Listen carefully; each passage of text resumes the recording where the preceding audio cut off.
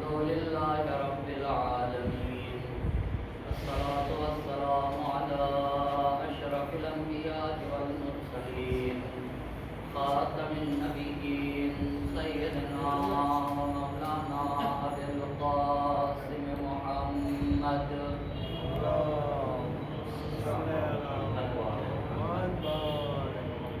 وعلى أهل بيته الطيبين الطاهرين المعصومين، ولعنة الله على أعدائهم أجمعين. أما بعد، فقد قالت فاطمة سلام الله عليها: حبب إلي من دنياكم ثلاث: تلاوة كتاب الله، والنظر في وجه رسول الله، والانفاق في سبيل الله.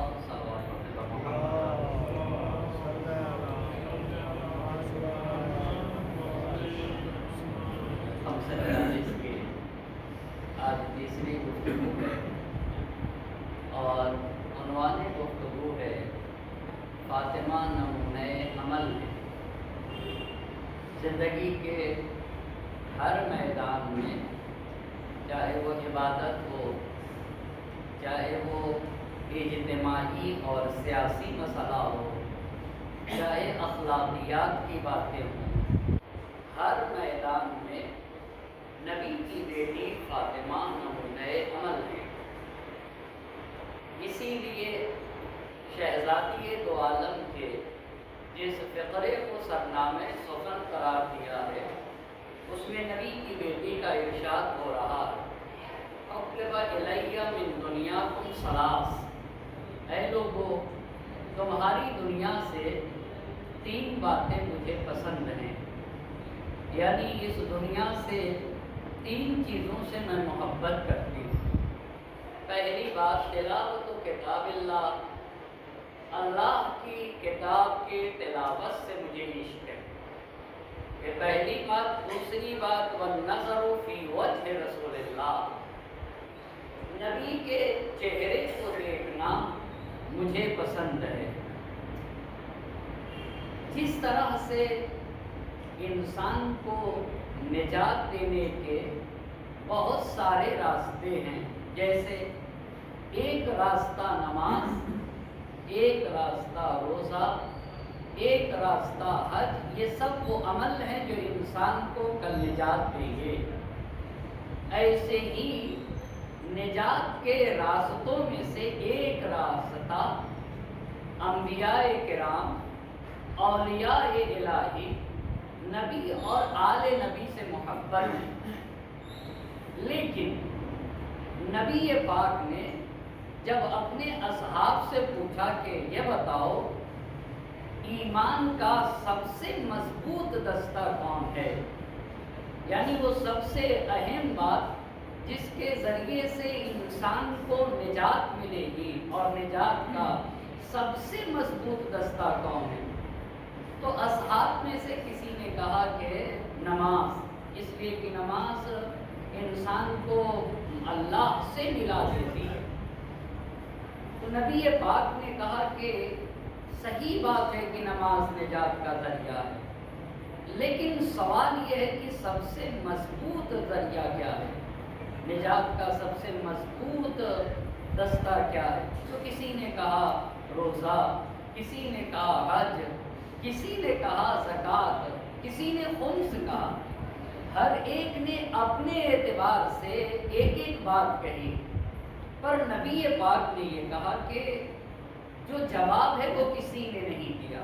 میرا سلام نے کہا کہ اچھا اللہ کے نبی، آپ یہ بتائیے کہ نجات کا سب سے مضبوط اور مستحکم ذریعہ کیا ہے. تو نبی پاک نے کہا الحب فی اللہ والبغض فی اللہ. سب سے مضبوط راستہ یہ ہے کہ خدا کی خاطر کسی سے محبت کیا جائے یا خدا کی خاطر کسی سے دشمنی کیا جائے، جسے ہم اور آپ تین کی زبان میں ایک کو تولا کہتے ہیں اور ایک کا نام تبرہ ہے. کا سب سے مضبوط راستہ نجات کا یہی تولا اور تبرہ ہے، یعنی اللہ کے رہنما سے محبت کرنا. صلوات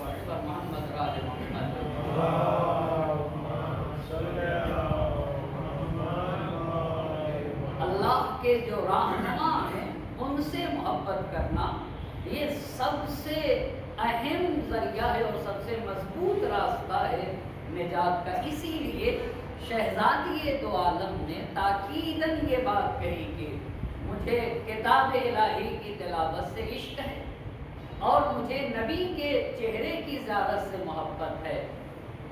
اب جب نبی سے محبت تو اس کا مطلب یہ ہوگا کہ نبی کی بتائی ہوئی باتوں پہ عمل کیا جائے گا۔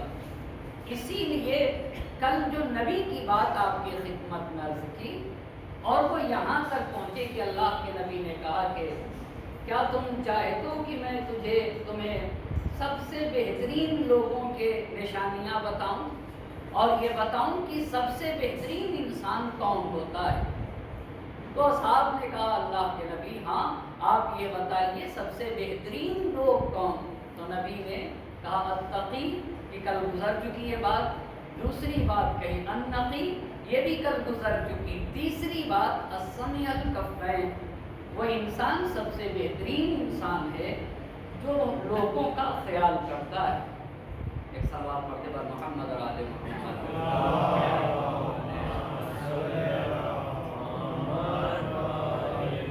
اب آج کی گفتگو یہاں سے اسی حدیث کا آگے کا فقرہ ہے۔ بس 3 باتیں، یعنی جس کا رشتہ اللہ سے اچھا ہو اسی کو تقی کہتے ہیں۔ نقی یعنی جس کا دل بھی صاف ہو اور اس کا ظاہر بھی صاف ہو، یہ ہوا نقی۔ السمیع الکفین یعنی جس کے ہاتھ کھلے ہوئے ہوں، خود بھی کھاتا ہو اور دوسرے کو بھی کھلاتا ہو۔ یہاں تک بات کل کی تھی، آج کی گفتگو یہاں سے شروع ہوگی۔ نبی پاک نے چوتھی صفت بہترین لوگوں کی یہ بتائی النقی الطرفین۔ کہا 2 چیزیں زندگی میں انسان کی بہت اہم ہیں، ایک انسان کا دامن اور دوسری بات انسان کی زبان۔ یہ 2 چیزیں پاک ہونا چاہیے، نقی الطرفین، اوپر کا حصہ پاک ہو اور نیچے کا حصہ پاک ہو۔ بہت ساری باتیں اس کے حوالے سے کہی جا سکتی ہیں، لیکن چند اہم باتیں آپ کی خدمت میں عرض کرنا چاہوں گا۔ زبان پاک ہو اور انسان کا دامن پاک ہو، انسان اپنے کو گناہ سے بچا لے جائے۔ حدیث پڑھنا چاہوں گا، ما من عبادت افضل من عفت البطن والفرج، یعنی نبی اور معصوم کا یہ فرمان ہے کہ سب سے بہترین عبادت کیا ہے؟ سب سے بہترین عبادت یہ ہے کہ انسان کا شکم پاک و پاکیزہ رہے اور انسان کی شرمگاہ محفوظ رہے۔ یہ سب سے بڑی عبادت ہے۔ ما من عبادت افضل من عفت البطن والفرج، یعنی سب سے افضل عبادت یہ ہے کہ اس کے شکم میں حرام مال نہ آنے پائے، شکم میں پاک و پاکیزہ غذائیں جائیں، اس کے شکم میں حلال رزق جائے۔ اس کا مطلب یہ ہوا کہ حلال رزق کھانا یہ خود عبادت ہے، اور معصوم کے الفاظ یہ ہیں کہ افضل ہے، بہترین عبادت یہی ہے کہ انسان رزق حلال کھائے، اس لیے کہ رزق حلال ہی انسان کو کمال کی طرف لے جائے گا۔ یہ پہلی بات۔ اور دوسری بات یہ ہے کہ اگر انسان گناہوں سے بچتا ہے، اپنے کو آلودہ ہونے سے بچاتا ہے، اسے بھی حدیث کہتی ہے کہ افضل عبادت ہے۔ خوب نبی نے کہا کہ بہترین انسان کی چوتھی صفت یہ ہے کہ اوپر کا حصہ پاک ہو، اوپر سے مراد زبان پاک و پاکیزہ ہو اور شرمگاہ پاک و پاکیزہ ہو، وہ آلودگی سے محفوظ رہے۔ اسی لیے نبی کے پاس آنے والا کہتا ہے کبھی کبھی لوگوں کی عبادتوں کو دیکھ کے بہت زیادہ تعجب کرتے ہیں کہ بڑی نمازیں پڑھتا ہے، بڑے روزے رکھتا ہے، لمبے لمبے سجدے کرتا ہے اور لمبے لمبے رکوع کرتا ہے۔ امام نے کہا کہ کبھی بھی لوگوں کے رکوع اور سجدے سے دھوکہ نہ کھانا، یعنی سجدوں کو دیکھ کر یہ نہ سمجھ لینا کہ یہ اچھا انسان ہے، یا کسی کے رکوع کو دیکھ کر یہ نہ سمجھ لینا کہ یہ اچھا انسان ہے۔ نہیں، اچھائی تو یہاں سے پتہ چلے گی، جب بولے گا تب پتہ چلے گا۔ اور جب اس کی تمہاری امانت اس کے پاس ہو تو پھر پتا چلے گا۔ اچھائی کا معیار سچ بولنا اور امانت دار ہونا ہے۔ سچا اگر انسان اگر سچائی کے ساتھ نماز پڑھے تو حدیث نے کہا ہے وہ نماز عبادت ہے کہ نماز گزار نماز پڑھنے کے ساتھ ساتھ سچ بولے۔ لیکن معصوم نے کہا اگر کوئی نماز پڑھتا ہے جھوٹ بولتا ہے تو پھر یہ عبادت نہیں ہے، عادت ہے۔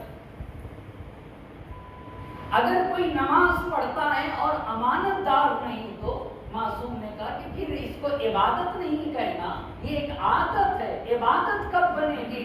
جب نماز کے ساتھ ساتھ سچ بولے گا اور نماز کے ساتھ ساتھ امانت دار رہے گا۔ اسی لیے نبی نے کہا بہترین انسان کی چوتھی بات یہ ہے کہ زبان اچھی ہوگی اور نیچے کا حصہ پاک و پاکیزہ ہوگا۔ آیا ایک شخص نبی کے پاس، آنے کے بعد ایک خاتون کے بارے میں کہتا ان فلانۃ تصوم النہار وتقوم اللیل، فلاں خاتون ہے، اللہ کے نبی سے کہہ رہا ہے کہ فلاں خاتون دن میں روزے رکھتی ہے اور رات میں نمازیں پڑھتی ہے، وہی سیئۃ الخلق، لیکن بد اخلاق ہے۔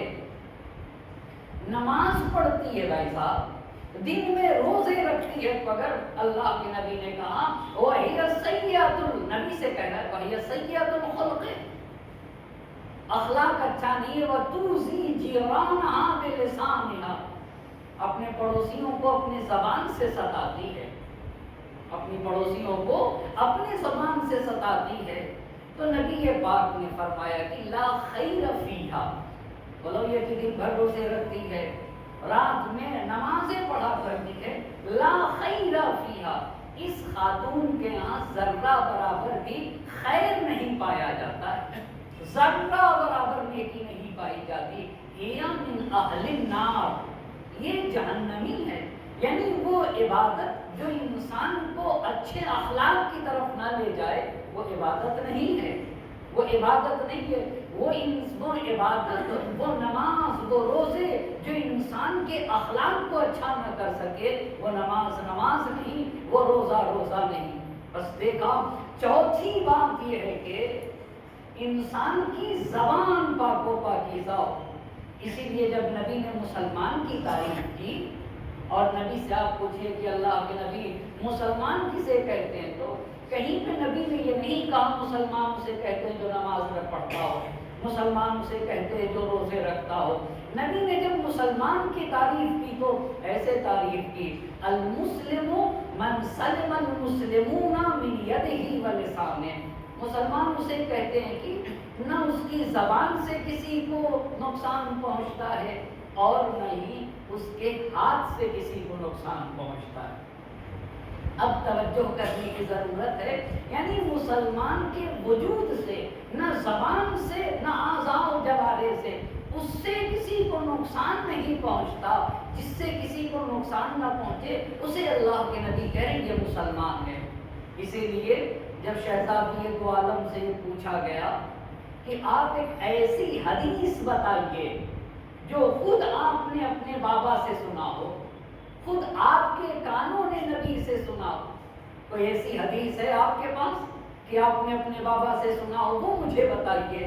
پوچھنے والے نے شہزادی دو عالم سے پوچھا تو نبی کی بیٹی نے اپنی کنیز سے کہا کہ وہ نوشتہ لے کر آؤ جس کے اوپر میرے بابا نے لکھا ہوا ہے۔ تو کنیز ڈھونڈنے گئی، جب ڈھونڈنے گئی تو وہ نوشتہ کنیز کو نہ ملا جس کے اوپر پیغمبر کی حدیث لکھی ہوئی تھی۔ تو شہزادی نے کنیز سے کہا اطلبیہا، ڈھونڈ کے لے آؤ۔ وہ نوشتہ اندی تعدل حسنا و حسینا، کا وہ نوشتہ جس پہ میرے بابا کی حدیث لکھی ہوئی ہے اسے ڈھونڈ کے لے آؤ، تمہیں پتا ہے وہ کتنا اہم ہے۔ میرے نزدیک، نبی کی بیٹی فاطمہ کہہ رہی ہیں، میرے نزدیک وہ نوشتہ ایسے ہی محترم ہے جیسے حسن و حسین محترم۔ کیسے حسن و حسین میرے نزدیک محترم ہے؟ جس طرح سے حسن و حسین کا مرتبہ میرے نزدیک ہے ویسے ہی اس نوشتے کا مرتبہ ہے۔ جب کنیز گئی ڈھونڈ کے لے آئی تو اس کے اوپر جو پیغمبر کی حدیث لکھی ہوئی تھی نا، وہ حدیث یہی تھی کہ لیسا من المؤمنین من لم یأمن جارہ بوائقہ، کہ اس انسان کے یہاں ایمان نہیں پایا جاتا جس کے شر سے اس کا پڑوسی محفوظ نہ رہے. یعنی جو انسان اپنے پڑوسی کو ستاتا ہے، جس کے ذریعے سے اس کے پڑوسی کو آزار و اذیت ہو، نبی کی حدیث جو شہزادی دو عالم نے سنائی کہ اس کے ہاں ایمان نہیں پایا جاتا ہے جو اپنے پڑوسیوں کو ستائے. پھر اس کے بعد دوسرا فقرہ یہی لکھا ہوا تھا، من کانا یؤمن باللہ والیوم الآخر فلیقل الخیر او لیسکت. جو انسان اللہ پر ایمان رکھتا ہے اور جو آخرت پر ایمان رکھتا ہے، اگر وہ بولے تو اس کی زبان سے خیر نکلنا چاہیے، ورنہ اسے خاموش رہنا چاہیے. یہ وہ حدیث تھی جسے شہزادی دو عالم نے نبی سے سنا اور کہا یہ وہ حدیث ہے جو ویسے ہی محترم ہے جیسے میرے نزدیک حسن و حسین محترم ہوں. ایک صلوات پڑھ دے بر محمد اور آل محمد.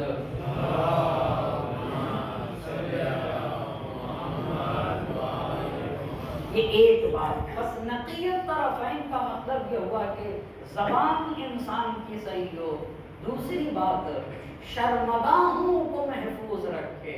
کل محشر میں جو خوبصورت ہوں گے لوگ اور خوبصورتی کی بنیاد پر انہوں نے گناہ کیا ہوگا، چاہے وہ عورت ہو چاہے وہ مرد ہو، تو سب سے پہلے روایت کے اعتبار سے عرض کر رہا ہوں، وہ خوبصورت خاتون جس کو خوبصورتی کی وجہ سے جو گناہ میں مبتلا ہوئی اسے لے کر آیا جائے گا تو اللہ پوچھے گا کہ کیوں تم نے گناہ کیا. بہت توجہ کرنے کی ضرورت ہے. تم نے کیوں گناہ کیا؟ تو وہ الٹے خدا ہی پہ الزام لگائے گی. خدا سے کہے گی کہ تو نے ہی مجھے خوبصورت پیدا کیا تھا، تو نے ہی مجھے خوبصورت پیدا کیا تھا، اس لیے میں نے گناہ کر لیا. تو روایت کے الفاظ یہ ہیں کہ جناب مریم سلام اللہ علیہ بلایا جائے گا. اللہ کہے گا بتا تو خوبصورت ہے یا مریم خوبصورت ہے؟ تم خوبصورت ہو یا مریم خوبصورت ہے؟ آخر مریم نے کیسے اپنی حفاظت کی؟ جب کہے گا اللہ تم خوبصورت ہو یا مریم خوبصورت ہے، وہاں پہ خاموش ہو گئے. کام مریم کیوں نہیں دھوکہ کھا گئی؟ مریم سے کیوں نہیں گناہ سرزد ہوئے؟ مریم کیسے پاک و پاکیزہ رہ گئی جن کے لیے قرآن نے کہا ان اللہ اصطفیٰ کے وطہر کے واصطفیٰ کے اللہ نساء العالمین. مریم طاہرہ ہیں، مریم پاک و پاکیزہ. پھر خوبصورت انسان کو لے کر آیا جائے گا. اس خوبصورت انسان سے پوچھا جائے گا تم نے کیوں گناہ کیا؟ کہا اللہ اسی خوبصورتی کی وجہ سے گناہ کیا. مجھے خوبصورت نہ پیدا کیا ہوتا تو میں گناہ نہ کرتا. تو حضرت یوسف علیہ السلام کو لا کے سامنے کھڑا کرے گا. یہ بتاؤ تم خوبصورت ہو یا حضرت یوسف؟ خاموش. پھر کہا حضرت یوسف. آپ سورہ یوسف تو دیکھیں، حضرت یوسف نے کیسے اپنے آپ کو پاک و پاکیزہ رکھا. حضرت یوسف علیہ السلام نے تو قرآن کے الفاظ ہیں کہ اے میرے اللہ میرے لیے زندان کی زندگی اس سے محبوب ہے کہ میں اپنے دامن کو آلودہ کر لوں. کہاں لباس التقوی، لباس تقوی ہمیشہ میں پہنے رہا جس کی بنیاد پر اپنے کو آلودہ ہونے سے بچا لیا. یہی تو درس ہے نا. اچھا یوسف کو لا کے کھڑا کیا جائے گا تم خوبصورت ہو یا حضرت یوسف علیہ السلام. پھر میرا یوسف کیسے پاک و پاکیزہ رہے؟ پھر ایک تیسرے انسان کو لایا جائے گا. کبھی کبھی مشکلات کے میں گرفتار ہونے کے بعد انسان گناہوں میں پڑ جاتا ہے. کہاں وہ انسان جو مشکلات اور بلاؤں میں گرفتار ہوگا، اگر گرفتاری کی وجہ سے مشکلات کی وجہ سے اس کے یہاں انحراف پیدا ہوا، اللہ پوچھے گا کیوں تم نے کفر اختیار کیا، کیوں تم نے بے دینی اختیار کی؟ اے اللہ اتنی زیادہ مشکلات آ گئی تھیں جس کی بنیاد پہ میں دین سے منحرف ہو گیا. تو حضرت ایوب علیہ السلام کو لائے گا خدا کیا میرے ایوب سے زیادہ تم پہ مشکلات ہوئی؟ کیا میرے ایوب سے زیادہ تم پہ مشکلات ہوئی؟ اتنی بات جب عرض کر چکا، بہت توجہ کرنے کی ضرورت ہے۔ ایک چیز تو قرآن اور اس حدیث نے کہا زبان پاک ہو، اور دوسری بات کے لیے حدیث کہہ رہی ہے کہ تم اپنی شرمگاہ کو محفوظ رکھو، اور قرآن نے بھی کہا قل للمؤمنین یغضوا من ابصارہم ویحفظوا فروجہم، اے نبی مومنین سے کہیے اپنی نظروں کو جھکائے رہیں اور اپنی شرمگاہ کو محفوظ رکھے رہیں۔ شیطان سب سے پہلے انسان کو پڑھتا ہے اور یہ دیکھتا ہے کہ اس کا کمزور پہلو کیا ہے، کمزور پوائنٹ کیا ہے، اسی کمزور پوائنٹ کے ذریعے سے اسے گمراہ کرتا ہے۔ آج میں مطالعہ کر رہا تھا کتاب کا، وہ مجھے یہ روایت ملی کس طریقے سے انسان کو شیطان بہکاتا ہے تاکہ وہ زنا جیسے برے عمل کی طرف مائل ہو جائے۔ روایت کے الفاظ ہیں کہ ایک عابد تھا جس کا نام روایت میں برسیسا رکھا ہے۔ برسیسا اتنی عبادتیں کرتا تھا، اس کا مطلب ہے کہ عبادت گزار ہونا یہ بڑی اہم بات ہے، پر اپنے کو پاک و پاکیزہ بچا کے رکھنا یہ بہت بڑا کمال ہے۔ بڑی عبادتیں کرتا تھا، اتنی عبادتیں کرتا تھا کہ عبادتیں کرتے کرتے اس مقام پر پہنچا برسیسا کے جو بھی اللہ سے دعا کرتا تھا دعا فوراً قبول ہو جاتی تھی، دعا فوراً قبول ہو جاتی تھی۔ لہذا لوگ دور دور سے اپنے بیمار اس کے پاس لے آتے تھے، کوئی بھی بیمار آتا تھا اس کے لیے دعا کرتا تھا، فوراً شفا یاب ہو جاتا تھا۔ اور اگر کوئی دیوانہ، کوئی پاگل بھی ہو جائے اس کے حق میں بھی دعا کرتا تھا تو وہ بھی صحیح ہو جاتا تھا۔ پر اس کا ایک کمزور پہلو تھا جسے شیطان جانتا تھا، بہت توجہ کریے گا۔ ایک دن ایک بڑے گھرانے کی ایک عورت دیوانگی میں مبتلا ہوئی، جسے ہم اور آپ پاگل کہتے ہیں۔ خوبصورت عورت دیوانی ہو گئی، پاگل ہو گئی، اسے لے آیا، اس کے گھر والے لے آئے، اور لانے کے بعد کہا یہ تو عابد ہیں، یہ تو عبادت گزار، یہ کہاں گناہ کرتے ہیں۔ لا کے کہا آپ ہمارے بیٹی کے حق میں دعا کر دیجئے تاکہ اس کو شفا مل جائے۔ اچھا، عابد صاحب نے بھی دعا کی اور خاتون شفا یاب ہو گئی، خاتون شفا یاب ہو گئی۔ گھر والے چلے گئے تھے کہ جب شفا یاب ہو جائے گی تو ہم آ کے لے جائیں گے۔ اب شیطان وسوسہ کرنے لگا، شیطان وسوسہ کرنے لگا کہ خوبصورت خاتون ہے، اس سے دوستی کر لو، اس سے قریب ہو جاؤ۔ وسوسہ کرتے کرتے یہاں تک پہنچا، اسی لیے کہا گیا نا، مقدس اردبیلی رحمۃ اللہ علیہ کے حالات میں لکھا یہ وہ عالم ہیں، یہ وہ عالم ہیں جنہیں جوار امیر المومنین میں جگہ ملی ہے، مولا کے ذریع کے قریب سوئے ہوئے۔ ایک دن ٹھنڈک کا زمانہ تھا اور آپ اپنے حجرے میں تھے، ٹھنڈک شدید تھی، اور کوئی خاتون آ کے دروازہ کھٹکھٹایا، کہا کہ مجھے بڑی ٹھنڈک لگ رہی ہے، ایک تھوڑی دیر 4-5 گھنٹے کا مسئلہ ہے، اپنے کمرے میں رکھ لیجیے۔ عالم تھے نا مقدس اردبیلی، بہت توجہ کریے گا۔ مقدس اردبیلی نے کہا اچھی بات ہے، پر رات بھر شمع جلائے ہوئے تھے، رات بھر شمع جلائے ہوئے۔ مقدس اردبیلی کا نام مقدس نہیں ہے، اتنے پاک و پاکیزہ تھے کہ آپ کو مقدس کہا گیا۔ رات بھر شمع جلائے، ہر تھوڑی دیر کے بعد اپنی انگلی شمع کے قریب لے جاتے تھے، انگلی جلاتے تھے اپنی، اور کہتے تھے اگر متوجہ ہوئے نا تو یہ دنیا کی آگ ہے، کل جہنم میں جلنا ہوگا۔ رات بھر ایسا کیا کہ ہرگز، اسی لیے منع ہے نا کہ ایک محرم، ایک نام، دو نامحرم، یعنی ایک مرد اور ایک عورت ایک جگہ نہیں ہونا چاہیے۔ جہاں ایک عورت اور ایک مرد نامحرم ہو وہاں شیطان ہے، وہاں تیسرا شیطان ہے۔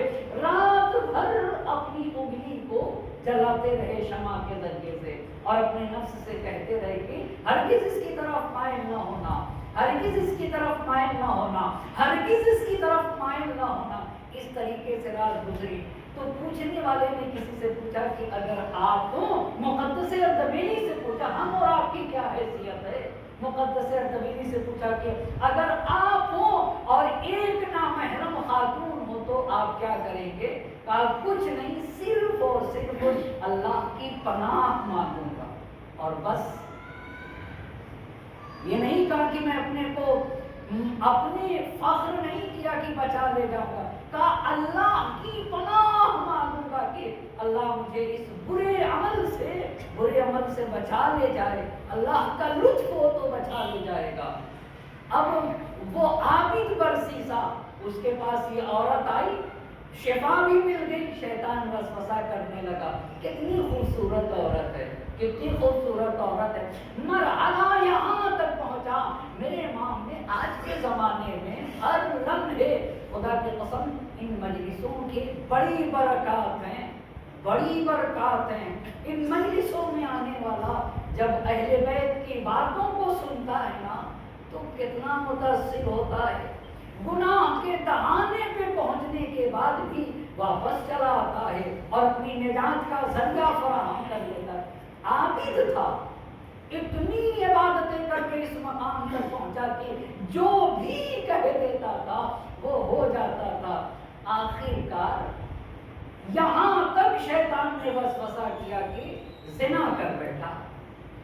میرے مولانا نہج البلاغہ نے کہا ہے کہ چند لمحے کی لذت پوری زندگی انسان کو کافی افسوس مرنا پڑے گا، پوری زندگی افسوس میں گزرے گی، پر چند لمحے کی لذت ہے۔ زنا میں مبتلا ہوا، اب اس عابد کا نام تھا نا، بڑا نام تھا، اب اسے ہونے لگا اگر بات پتہ چل جائے گی تو میری تو آبروریزی ہو جائے گی، لہذا عورت کو بھی قتل کر دیا۔ اب جب عورت کو مسئلہ کہاں تک پہنچتا ہے، کتنا ہے نا قرآن نے کہا نظروں کو جھکائے رکھو، اللہ اللہ کتنی پیاری بات کہی ہے، کیوں نظروں کو جھکائے رکھو؟ پہلے قرآن نے کہا اپنی نگاہوں کو جھکاؤ، بعد میں کہا اپنی شرمگاہ کی حفاظت کرو۔ کیوں؟ اس لیے کہ آنکھ ہی ذریعہ ہے گناہ کا، آنکھ ہی انسان کو زنا تک لے کے جاتی ہے۔ النظر سہم من سہام ابلیس، یہ نگاہ، غلط نگاہ ابلیس کے تیروں میں سے ایک تیر ہے، شیطان کے تیروں میں سے ایک تیر ہے۔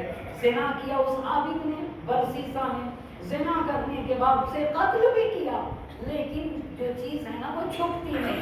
اب جب پتہ چلا کہ اس نے ایسا کام کیا تو وہاں کے حساب سے اس کو جو سزا سنائی گئی وہ یہ کہ اسے سولی پہ چڑھایا جائے عابد کو۔ اس زمانے میں سولی پہ چڑھانے کا دوسرا طریقہ ہوتا تھا، ایسے چڑھایا جاتا تھا، گردن میں نہیں لٹکایا جاتا تھا، ایسے کہ اتنے دن تک بھوکا اور پیاسا رہے کہ بھوک اور پیاس کی وجہ سے مر جائے۔ سولی پہ جب چڑھایا گیا تو پھر شیطان آیا، اور شیطان نے آ کر کہا کہ پتہ ہے تم نے زنا کیوں کیا تھا؟ میں نے ہی تم کو راستہ دکھایا تھا، اس لیے تم نے زنا کیا تھا۔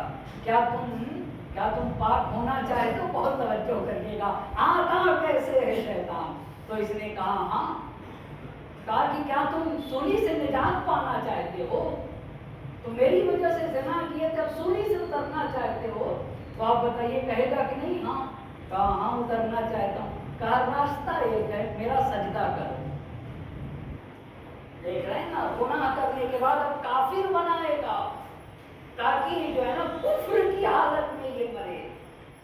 زنا بھی کروایا، چلیے ایک گناہ ہے زنا کروایا، اب کیا کرانے گیا ہے؟ جب سولی میں چڑھایا گیا، کہا بچنا چاہتے ہو؟ کہا ہاں، کہا راستہ یہ ہے کہ میرا سجدہ کرو۔ تو وہ کہتا ہے عابد اپنا سجدہ شیطان کروا رہا ہے تو خدا کا سجدہ کرتا رہا۔ عابد کہتا ہے یہ کیسے سجدہ کروں، میں تو سولی پہ ہوں۔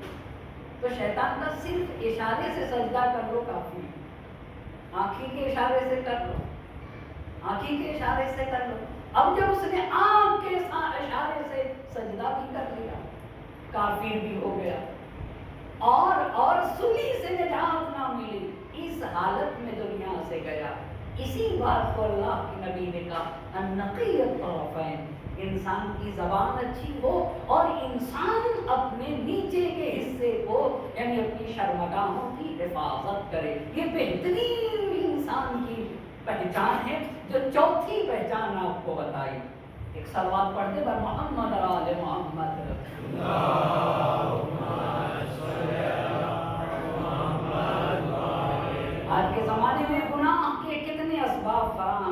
पांचवी बात, अच्छे इंसान की पांचवी पहचान, बस जबान साफ हो और इंसान आलूदा न हो। इस इंसान को अल्लाह के नबी ने कहा ऐसे लोग सबसे बेहतरीन लोग होते हैं। पांचवी बात, वो बिर्रुल वालिदैन, सबसे अच्छे लोगों की एक ये भी पहचान है कि वो अपने माँ बाप के साथ अच्छा बर्ताव करते हैं। अपने माँ बाप के साथ अच्छा बर्ताव, जर्रा बराबर मुश्किल में गिरफ्तार होता है तो कभी ताबीज़ वाले के पास, कभी गंडे वालों के पास, कभी उनके पास जो खुद अपनी मुश्किल को हल नहीं कर सकते। भाई साहब, जो इंसान खुद मुश्किल में गिरफ्तार है वो हमारी और आपकी क्या मुश्किल हल करेगा? वो हमारी और आपकी क्या? बिर्रुल वालिदैन। नबी ने एक हदीस में इरशाद फरमाया, अक़रबुकुम मिन्नी यौमल क़ियामत अहसनुकुम अख़लाक़ा व अल्तफ़ुकुम बिअहलिही। क़यामत के दिन तुम में से सबसे ज्यादा मुझसे नजदीक वो इंसान होगा जो जिसका अखलाक अच्छा होगा, वो अल्तफ़ुकुम बिअहलिही, और जो अपने घर वालों के साथ, अपने माँ बाप के साथ, अपने भाई बहन के साथ और अपने अज़ीज़ व अक़ारिब के साथ अच्छा होगा। बस पहले सबसे अच्छे इंसान की पहली पहचान वो तक़ी है, दूसरी बात नक़ी है, तीसरी बात सखी है, और चौथी बात ये हुई कि ज़बान का साफ और अपनी शर्मगाहों को बचाता, और पांचवी बात ये आपकी खिदमत में अर्ज़ की वो ये है कि अपने माँ बाप के साथ अच्छा बर्ताव करता है।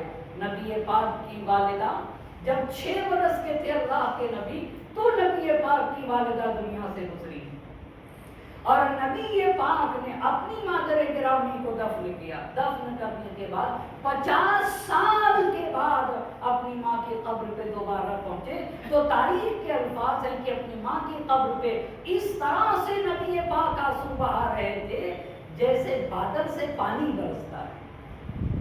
6 साल के थे पर 56 साल की उम्र में अपनी माँ की कब्र पे जब पहुंचे तो रावी को नहीं पता था कि नबी की वालिदा की कब्र है। रावी ने पूछा, अल्लाह के नबी इस तरह से रोने का क्या सबब है? कहा, तुम्हें नहीं मालूम ये मेरी माँ की कब्र है। इसका मतलब जानते हैं क्या हुआ? इसका मतलब ये हुआ कि जब तक मैं जिंदा हूँ मुझे ये पता होना चाहिए मेरी माँ की कब्र कहाँ है और मेरे बाप की कब्र कहाँ है, ताकि अपनी माँ और अपने बाप की कब्र पे पहुँच सकूँ। मैं अपने बेटे से नहीं कह सकता दादा की कब्र पे जाओ, हक नहीं रखता।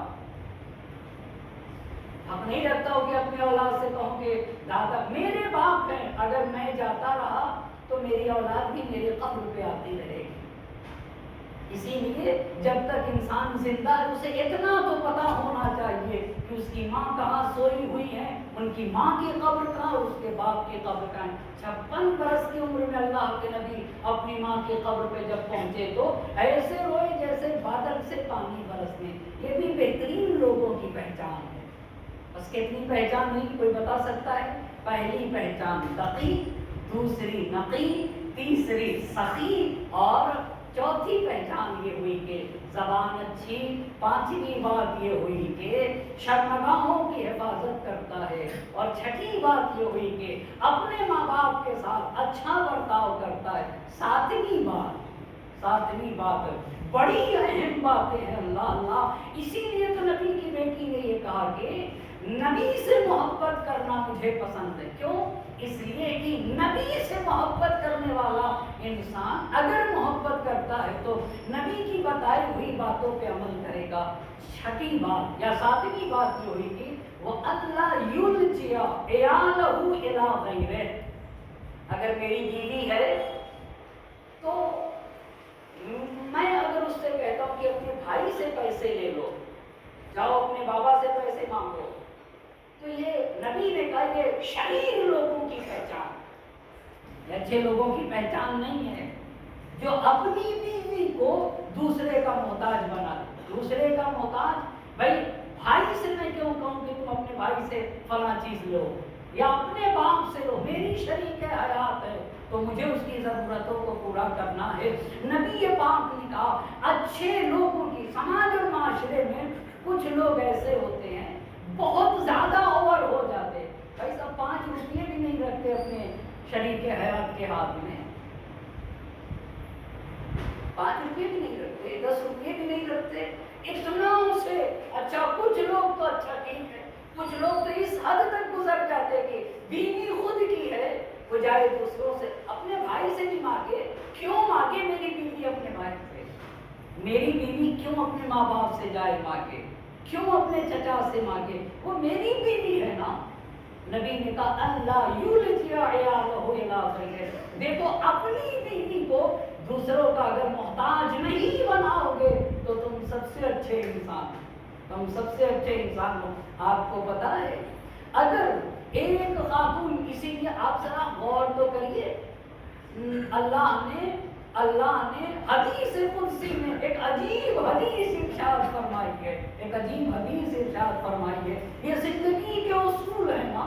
حدیث ہے کہ اللہ کا کہنا ہے اذا اردت ان اجمع للمسلم خیر الدنیا وخیر الاخرہ. اللہ کہہ رہا ہے اگر میں کسی کے لیے خیر دنیا بھی دینا چاہتا ہوں اور خیر آخرت، یہ دونوں دینا چاہتا ہوں، دنیا کی بھلائی اور آخرت کی بھلائی اگر کسی کو دینا چاہتا ہوں تو جعلت لہ قلبا خاشعا ولسانا ذاکرا وجسدا علی البلاء صابرا وزوجتا مؤمنہ.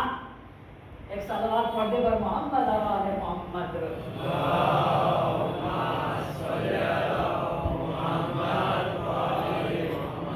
ایک اور صلوات کا سہارا دے بر محمد اور آل محمد.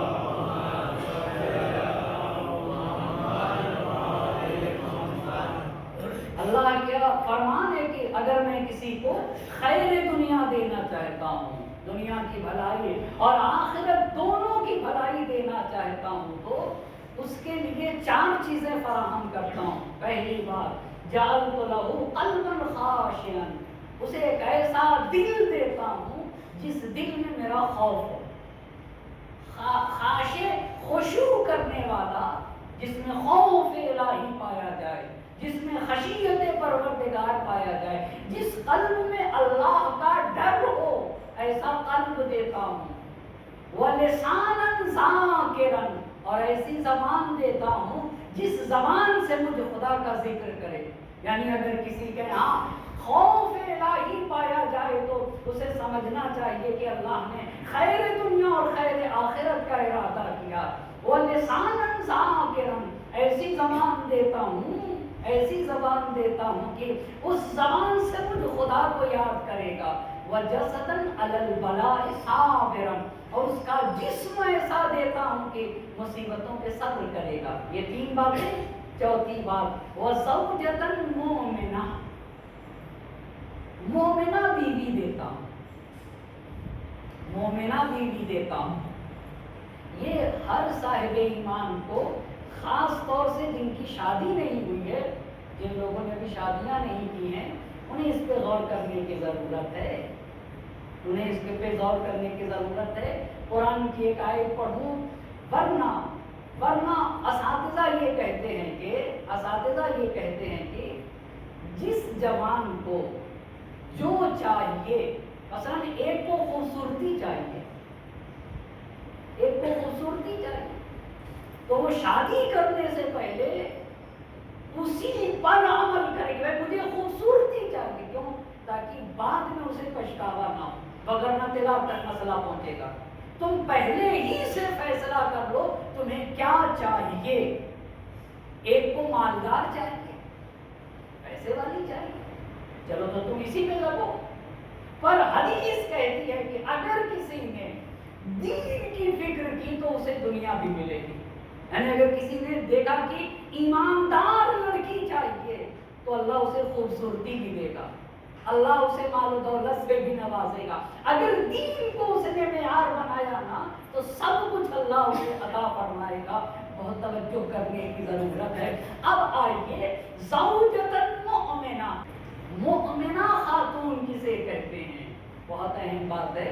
علماء تو کہتے ہیں، میں اپنے جوان بھائیوں کے لیے تو کہوں گا کہ اگر مؤمنہ بیوی چاہیے نا تو امام رضا علیہ السلام سے توسل کرنا چاہیے.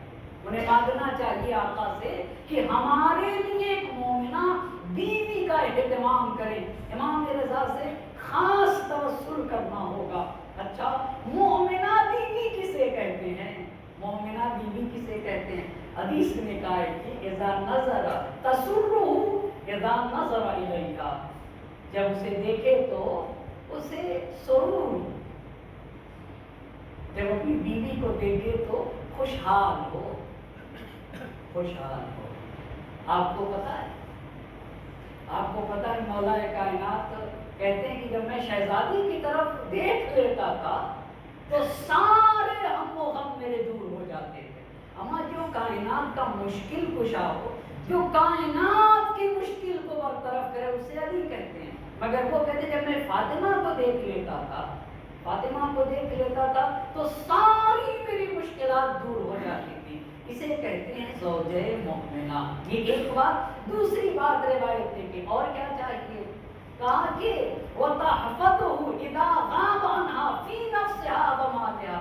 مومنہ کی ایک اور بھی پہچان ہے کہ جب شوہر گھر سے باہر جائے تو دو چیزوں کا خیال ہو، ایک تو وہ عورت نامحرموں کی طرف مائل نہ ہو، اپنے نفس کو بچائے رہے۔ دوسری بات یہ ہے کہ اپنے شوہر کے مال کی حفاظت کرے۔ دیکھا، پس تین باتیں مومنہ عورت کے لیے اس روایت میں بتائی گئی۔ پہلی بات، جب شوہر دیکھے تو خوشی ہو، اسے دیکھے، اپنی بیوی کو دیکھے تو خوشی ہو۔ یہاں تک جب بات آئی تو میں عرض کروں، میرے چھٹے امام نے کہا کہ جب دروازے سے اپنے گھر میں داخل ہوا کرو تو ایسے ہی نہ جایا کرو کہ آہستہ سے دروازہ کھولا اور چلے گئے گھر کے اندر۔ امام نے منع کیا۔ چھٹے امام کہتے ہیں کہ جب گھر میں باہر سے گھر کے اندر آؤ تو دروازے ہی پہ کو سلام علیکم۔ اچھا، تو مرد کیسے اپنی بیوی کو سلام کرے گا؟ ہماری طرف بعض لوگ بیوی کو سلام نہیں کرتے، کیوں بھائی چھوٹے ہو جائیں گے۔ مرد ہمیں بیوی کو سلام کریں گے۔ کچھ لوگ رسول اللہ سے بھی آگے بڑھ جاتے، رسول اللہ سے بھی وہ بچوں کو سلام کرتے تھے اور کہتے تھے زندگی بھر میں اس پر عمل کروں گا کہ میں پہلے سلام کروں گا۔ تو کچھ لوگ بیوی کو سلام کرنے میں سمجھتے کہ چھوٹے ہو جائیں گے۔ امام نے کہا جب دروازے پہ جاؤ سلام کرو، سلام علیکم۔ پھر امام نے کہا کہ یہ جو اپنے جوتے چپل پہن کے جاتے ہو تو ذرا سا اپنے پیر پٹ کو آواز کرو پیر سے۔ اچھا، کیوں؟ تاکہ پتا چلے کہ ہمارے میاں آ گئے۔ اگر نہ سنے نا، نہ سنے، یہ روایت کے الفاظ پڑھ رہا ہوں، تب بھی نا تو ہماری طرف بزرگوں میں ایک کلچر ہے کہ جب گھر میں داخل ہوتے ہیں تو اپنے ہی منہ سے ایک آواز نکالتا ایسے ہلکے سے کھانستے ہوئے۔ وہ حقیقت میں کھانسی نہیں ہوتی ہے، وہ کیا بتاتے ہوتے ہیں؟ ہاں، وہ کیا بتاتے ہوتے ہیں؟ ایک صلوات پڑھے پر محمد علی محمد۔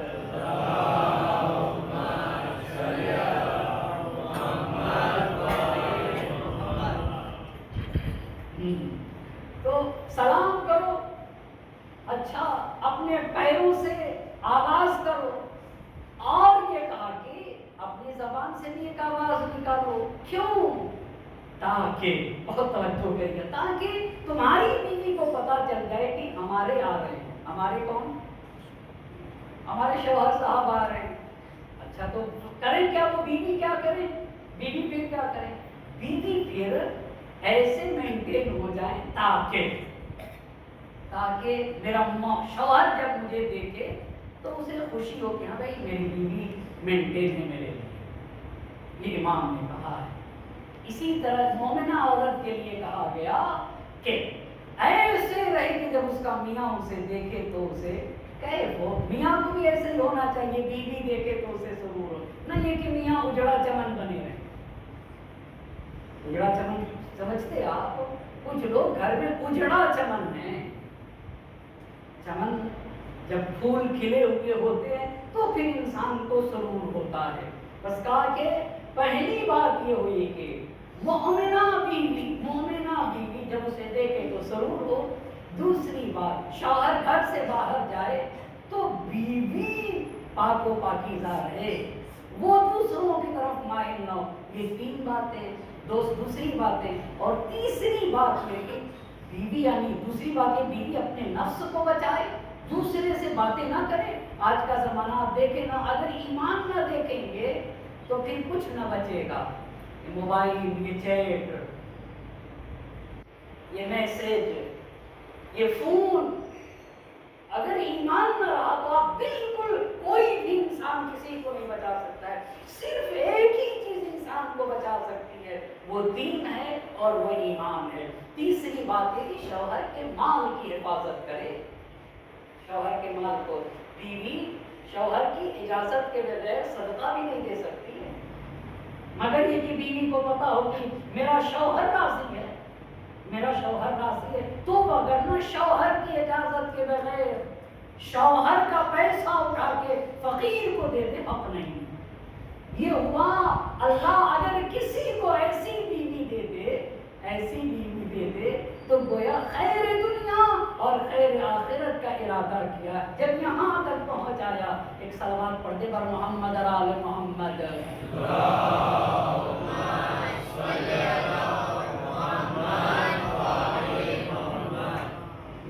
اب یہاں تک جب لے کر آیا تو اس روایت کو پڑھ رہا ہوں، پر آپ یہ نہ سمجھیے گا کہ میری بات کو اپنی شریک حیات پہ دیکھنے لگے کہ میری شریک حیات کیا ایسا ہے یا نہیں. لیکن کاش ان باتوں کو ہماری ماں بہنیں بھی سنیں تو پھر دین کی عظمت کا اندازہ ہوگا.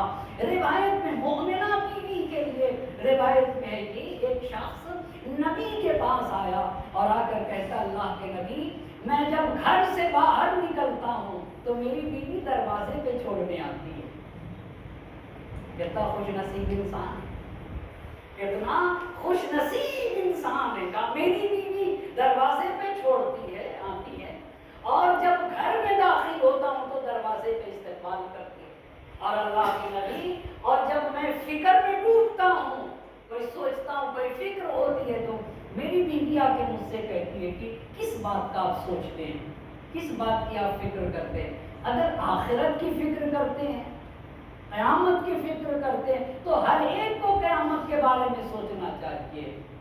اور اگر رزق کے بارے میں سوچ رہے ہیں، یہ اس کی بیوی اپنی بیوی کے بارے میں نبی کے پاس آ کے کہتا ہے، اگر رزق کے بارے میں سوچ رہے ہیں تو رازق تو اللہ ہے، رزق دینے والا اللہ ہے، اس کے بارے میں سوچنے کی ضرورت نہیں. اتنی بات اپنی بیوی کے حوالے سے آ کر نبی پاک سے کہا تو نبی پاک نے کہا کہ ان للہ امالا، تمہیں پتا ہے زمین کے اوپر اللہ کے کچھ خاص نمائندے ہیں، زمین کے اوپر اللہ کے کچھ خاص نمائندے ہیں. وَهَٰذِهِ مِنْ أُمَّالِهِ، یہ خاتون بھی انہی نمائندوں میں سے ایک ہے، یعنی اللہ کے نمائندوں میں سے ایک نمائندہ ہے. لَهَا نِصْفُ أَجْرِ الشَّهِيدِ، کہ ایسی خواتین جو اپنے شوہروں کا خیال کرتی ہیں نا، انہیں وہ ثواب ملے گا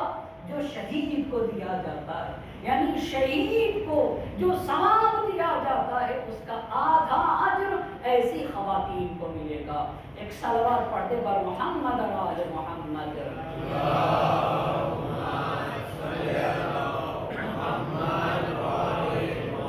کبھی کبھی بعض خواتین کے ذہنوں میں یہ سوال پیدا ہوتے ہیں کہ ہم کوئی غلام بن کے آئیں کہ چائے بنا کے دیں، کھانا پکائیں آپ کے لیے.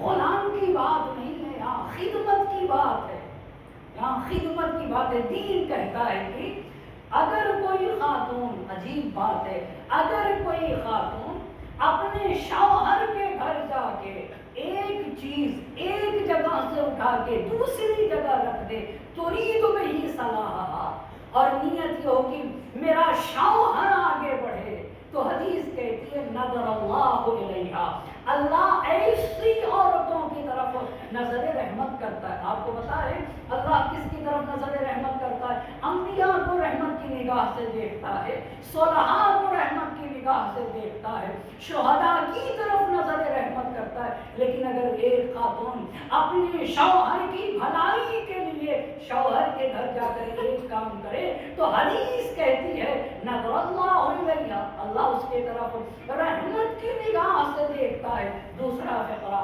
ومن نظر اللہ الیہ، اور اللہ جس کی طرف نظر رحمت کر دے لم يعذبہ، اللہ کبھی بھی ایسے لوگوں کو عذاب نہیں کرے گا۔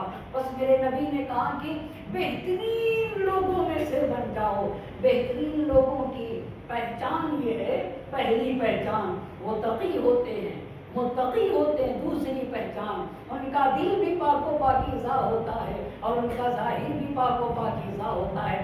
تیسری بات، سب سے بہترین انسانوں کی پہچان یہ ہے کہ وہ انسانیت کا خیال کرتے ہیں اور وہ بشریت کا خیال کرتے ہیں۔ جب خیال کی بات آ گئی، آخری بات کو سمیٹتے ہوئے لوگوں کا، اچھا تیسری بات خیال کرتے ہیں، چوتھی بات یہ ہوئی زبان کے پاک و پاکیزہ ہوتے ہیں، اپنی شرمگاہوں کی حفاظت کرتے ہیں، ماں باپ کے ساتھ حسن سلوک کرتے ہیں، اور آخری بات یہ کہ اپنی بیوی بچوں کو دوسرے کا محتاج نہیں ہونے دیتے، بلکہ اتنا زیادہ دوسروں کا خیال کرتے ہیں کہ صرف وہ اپنے بیوی بچوں کا خیال نہیں، اپنے بھائی بہن کا خیال نہیں، اپنے ماں باپ ہی کا خیال نہیں، سماج اور معاشرے میں اگر کوئی ضرورت مند ہے تو اس کا بھی خیال کرتے ہیں۔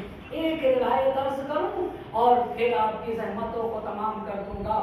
آپ غور تو کریں، اگر انسان اپنی فیملی کے ساتھ ساتھ، اپنے آباء و اجداد کے ساتھ ساتھ، اپنے بھائی بہن کے ساتھ حسن سلوک کے ساتھ ساتھ، اگر سماج اور معاشرے کی کسی مشکل میں گرفتار انسان کی مشکل کو دور کرتا ہے تو اللہ کے نزدیک اس کا کیا اجر ہے۔ اسی لیے ہم سے کہا گیا کہ نبی سے محبت کرو، نبی کی آن سے محبت کرو، قرآن سے محبت کرو۔ ہمارے بڑے بہت بزرگ عالم علامہ ہلی رحمت اللہ علیہ نے اس روایت کو نقل کیا ہے۔ آپ فرماتے ہیں کہ ایک شخص تھا جس کا نام ہے عبداللہ ابن مبارک۔ عبداللہ ابن مبارک، بات اس حوالے سے کرنا چاہتا ہوں کہ صرف انسان اپنے ہی بیوی بچوں پہ نہ رکا رہے، اپنے بیوی بچوں کا خیال کرے، اپنی فیملی کا خیال کرے، اپنے بھائی بہن کا خیال کرے، اپنے پڑوسیوں کا خیال کرے، اپنے برادر ایمانی کا خیال کرے۔ عبداللہ ابن مبارک کی وہ شخصیت ہے جسے علامہ ہلی نے نقل کیا کہ 50 سال تک، ایک دو سال کی بات نہیں ہے، 50 سال میں 25 مرتبہ حج کیے اور 25 مرتبہ جہاد کیے، راہ خدا میں جنگ کیا اور راہ خدا میں جہاد کیا۔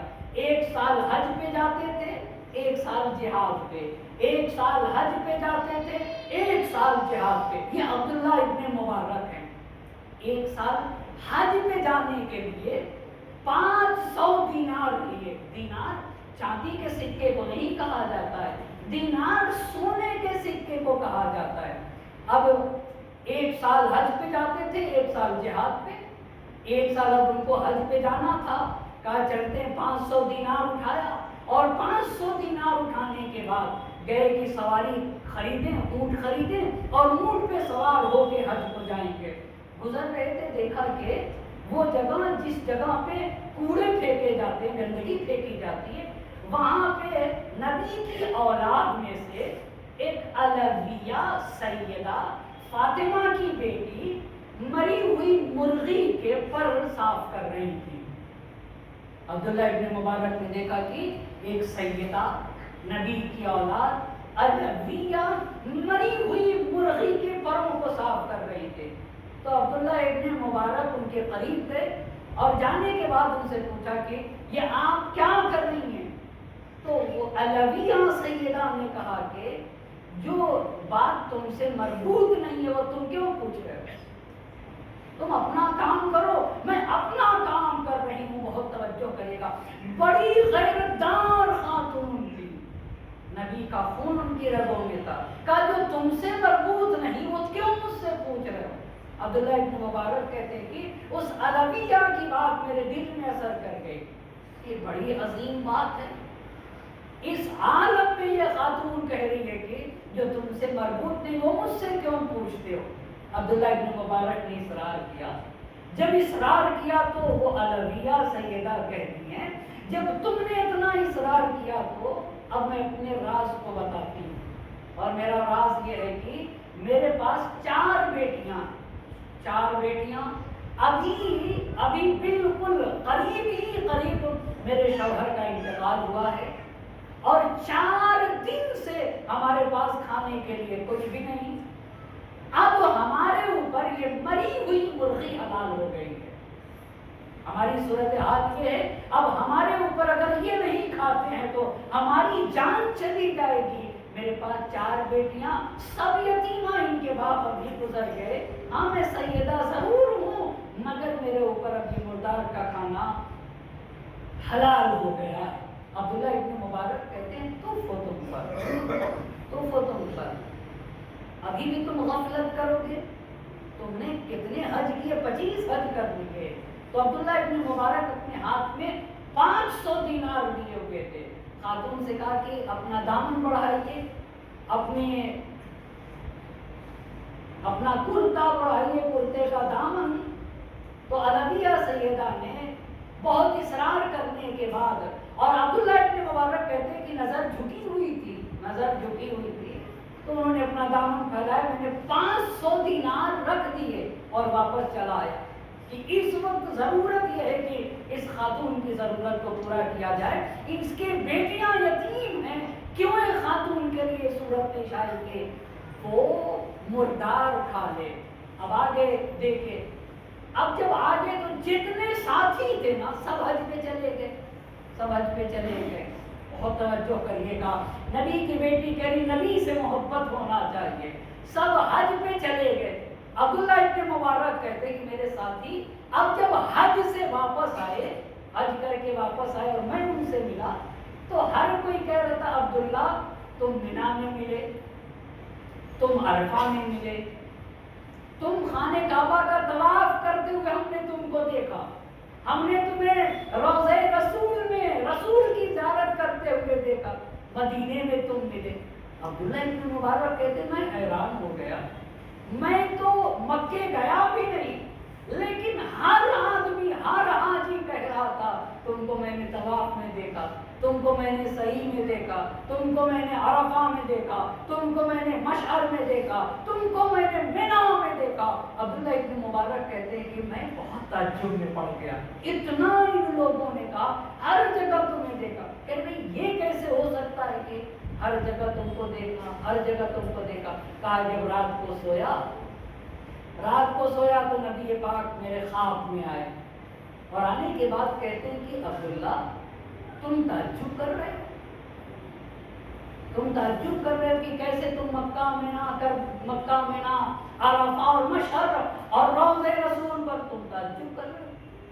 یہ جو تم نے میری اولاد کی مدد کی تھی، یہ علویہ سیدہ کی جو تم نے مدد کی، جس دن تم نے مدد کی ہے وہ 500 دینار رکھے اس کے دامن میں، اسی دن میں نے اللہ سے ایک دعا کی تمہارے لیے کہ اللہ اس کی شکل کا ایک فرشتہ پیدا کر دے.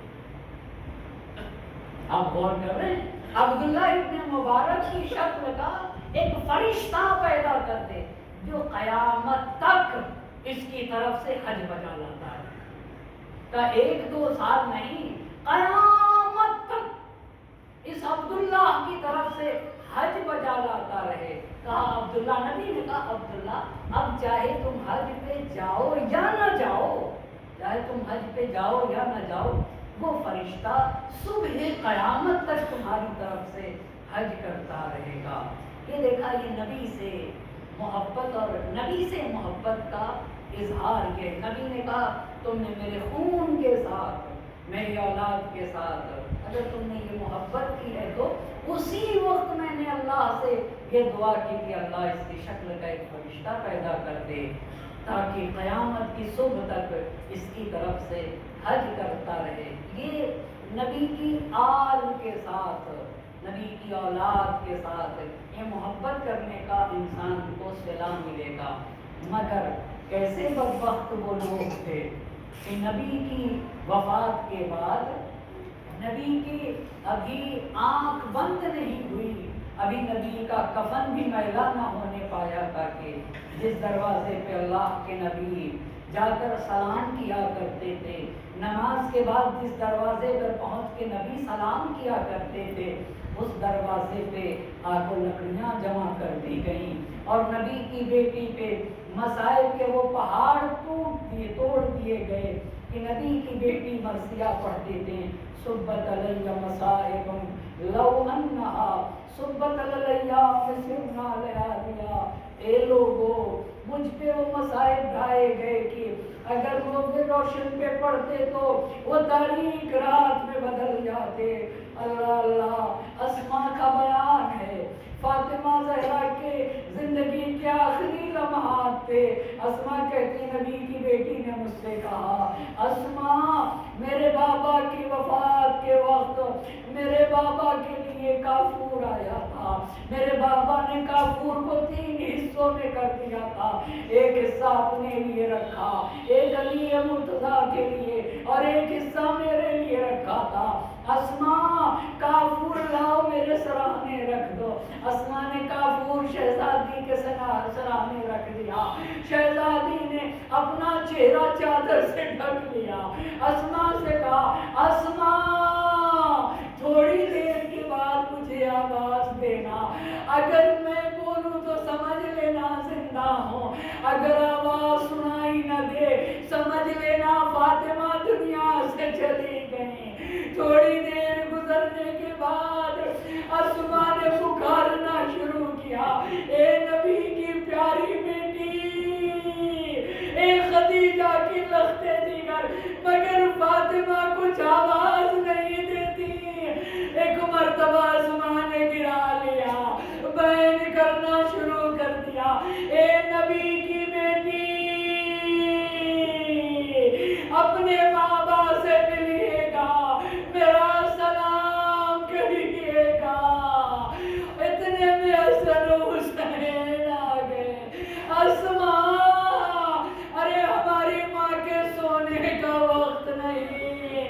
اسماء تڑپ گئی، شہزادو آپ کی ماں دنیا میں نہ رہی۔ ایک مرتبہ سر مجتبیٰ آگے بڑھے، اماں آپ کا حسن ہو، اماں مجھ سے بولیے ورنہ میری روح میرے جسم سے نکل جائے گی۔ حسین آگے بڑھے، اماں ارے تمہارا حسین تمہیں بلا رہا ہے، اماں حسین سے باتیں کریے ورنہ حسین کا جگر پاش پاش ہو جائے گا۔ اسماء نے کہا، شہزادو علی مرتضیٰ کو بلاؤ۔ علی کے پاس جا کے کہا، بابا اماں دنیا ہمیں نہ رہی۔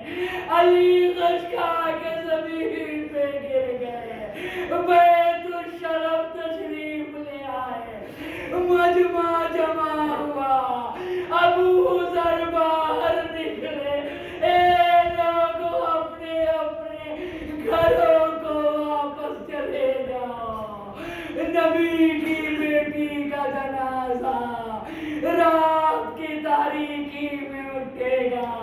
ام سلمہ نے، ام کلثوم نے روضہ رسول کا رخ کر لیا، نانا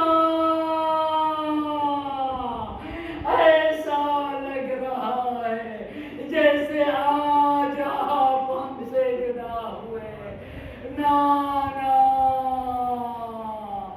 ہماری ماں دنیا سے گزر گئی۔ فضا میں کوہرام تھا، ہوا مصیبت ہوا مظلوم، وسيعلم الذين ظلموا أي منقلب ينقلبون، إنا لله وإنا إليه راجعون۔ إلهي بحق الزهراء وأبيها وبألها وبنيها والسر المستقيم مستودع فيها 10 مرتبہ بسمك يا الله يا الله يا الله يا الله يا الله يا الله يا الله يا الله يا الله يا الله معبود کے واسطہ ہے محمد اور آل محمد کا ہماری اس مختصر سی عبادت کو اپنی بارگاہ میں قبول فرما ہماری معصوموں کو ہمارے زہرا میں جگہ عنایت فرما پاک پروردگارا تجھے واسطہ ہے محمد اور آل محمد کا ان میں سے جن کے والدین کا سایہ ہمارے سروں سے ہو چکا ہے ان کے چھوٹے بڑے گناہوں کی مغفرت فرما انہیں جوار رحمت میں جگہ عنایت فرما ان کے درجات کو بلند سے بلند تر فرما اور ہم میں سے جن کے والدین کا سایہ ہمارے سروں پہ باقی ہے صحت و سلامتی کے ساتھ تو عمر مرحمت فرما حاضرین مجلس کے تمام حاجات شرعیہ کو پورا فرما ہم میں جو بیمار ہیں اور جن مشکلات میں گرفتار ہیں معبود تجھے فاطمہ و زہرا سلام اللہ علیہا کی حرمت کا واسطہ ان کی مشکلات کو برطرف فرما پرچم اسلام کو سربلند فرما پرچم کفر و نفاق کو سرنگون فرما وقت کے مومن کو انصرافی و خوشنود فرما ان کے ظہور میں تعجیل فرما اور ہمیں ان کے آباد منصار میں شمار فرما ربنا تقبل منا انك انت